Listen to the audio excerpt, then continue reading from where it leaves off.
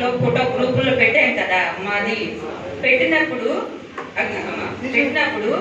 అందులో చూసి నెంబర్ చూసి అమ్మా నైట్ 9 అయింది కదా సార్, 9 అయింది, నైట్ 9 అయింది, 9 గంటకి నాన్న ఇది నైట్ 9 గంటకి మన వాట్సాప్ గ్రూప్ లో పెట్టాం కదా ఫోటోస్, అందులో చూసి ఫోన్ చేశారు.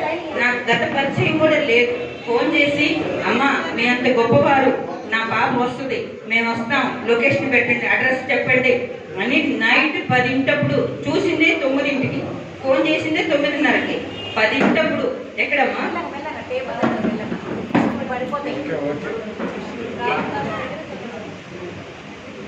మీ అడ్రస్ చెప్పండి. సభకు నమస్కారం.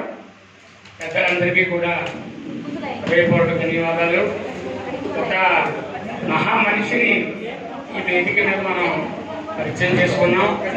ఒక్క మాటతోటి ఆవిడ ఇలా మా పాప జాతీయ స్థాయి కూచిపూడి డ్యాన్స్ అనేటప్పటికీ మీరు తప్పకుండా రావాలి, వచ్చి మీరు ఇక్కడ మా ఆతిథ్యం పొందండి, ప్రోగ్రాం చేయండి, మా ఆశీస్సులు పొందండి, మా సభ్యులు అవ్వండి అని చెప్పి అలా మాట్లాడుతూ ఉండగానే నాకు అభయాస్తాన్ని ఇచ్చారు వారు. నేను నా ఆంధ్రప్రదేశ్ కోనసీమ జిల్లా కొత్తపేట గ్రామంలో కోదండ రామాలయంలో అర్చకుడిగా ఉంటాను. మా అమ్మాయి జాతీయ స్థాయి కూచిపూడి కళాకారిణి, వయసు 16 సంవత్సరాలు, 8 రాష్ట్రాల్లో 724 ప్రదర్శనలు ఇచ్చి 60 అవార్డులు తెచ్చుకుని గిన్నిస్ బుక్ ఆఫ్ రికార్డు నమోదు చేసుకుంది. ఈ సభ ద్వారా మీ అందరూ పరిచయం అవుతారని ఆశపడ్డాను.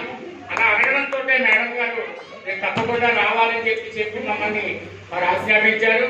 ఇవాళ మీ అందరి దర్శన భాగ్యం కల్పించినందుకు ఆవిడ హృదయపూర్వకంగా ధన్యవాదాలు తెలియజేసుకుంటూ అమ్మాయి నృత్య ప్రదర్శన చేయవలసిందిగా కళాకారిని ఆహ్వానిస్తున్నాను.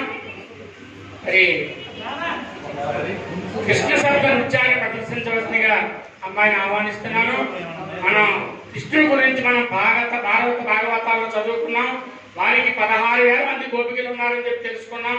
వారంతా కూడా వారి నిత్య జీవితంలో ఏ కార్యక్రమాన్ని చేస్తున్నా ఆ కృష్ణుని నామస్మరణతో వారి యొక్క జీవితాన్ని వారు గడిపారు. ఆ విధమైనటువంటి కథను తెలియజేసేటువంటి నృత్యం కృష్ణ శబ్ద నృత్యాన్ని ప్రదర్శించవలసిందిగా కళాకారుని ఆహ్వానిస్తున్నాను. ధన్యవాదాలు.